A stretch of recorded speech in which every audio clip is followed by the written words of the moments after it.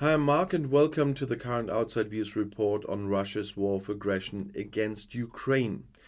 Russia recently threatened to use military force to stop shipping traffic to Ukrainian ports, but the Kremlin Navy lacks the strength to do so. The Russian Black Sea Fleet is apparently facing bigger problems than expected. According to the Institute for the Study of War, the ISW, the Russian naval forces in the Black Sea are currently unable to control maritime traffic in the waters. The US think tank relies on statements by the well-known Russian war blogger Ryba. The pro-Kremlin blogger wrote on Telegram on August 18th that at least 6 civilian ships were able to leave Ukrainian ports. The ships would have used a temporary sea passage in the Black Sea and left the waters towards the Mediterranean. Yeah, I know one of them was German. The Russian leadership had actually announced a de facto naval blockade in the Black Sea. After the end of the grain agreement in July, all ships heading for or leaving Ukrainian ports, including civilian ships, would be considered military targets. That's what the Russian Ministry of Defense said. Ukraine then proclaimed a humanitarian corridor that should continue to allow merchant ships to enter or leave Ukrainian ports, for example, to bring grain to Africa.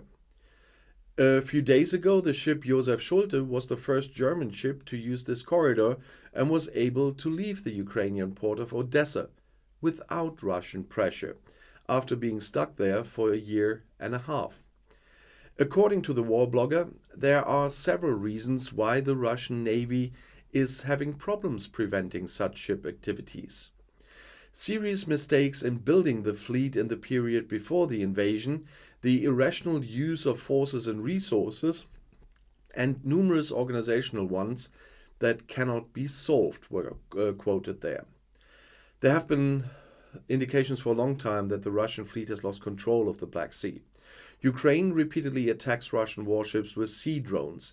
In early August, a surface drone damaged the military ship Olenegorsky Gornyak so severely that it almost sank.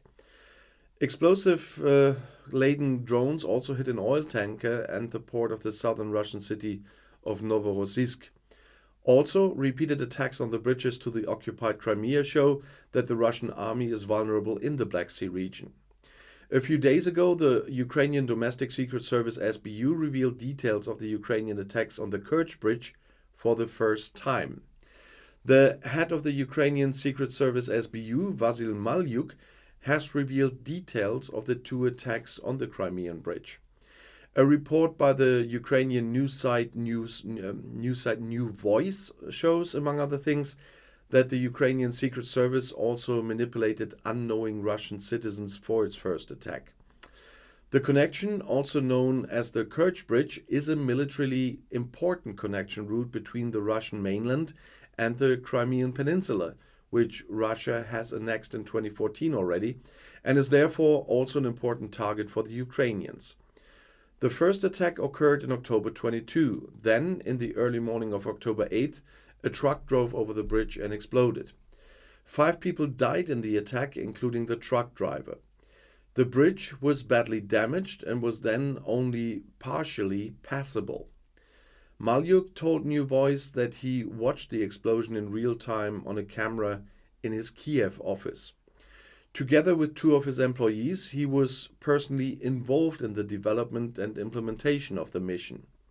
We used so many people in the dark, he said, but he referred to the Russians who unknowingly helped drive the truck with the explosives onto the Crimean Bridge. For a long time, the Kremlin did not understand this Ukrainian approach. The Russians have charged 22 people and all of them with complicity in a terrorist attack, according to Malyuk. Although in reality they went about their usual everyday business, as the SBU boss says. They were completely normal Russian smugglers.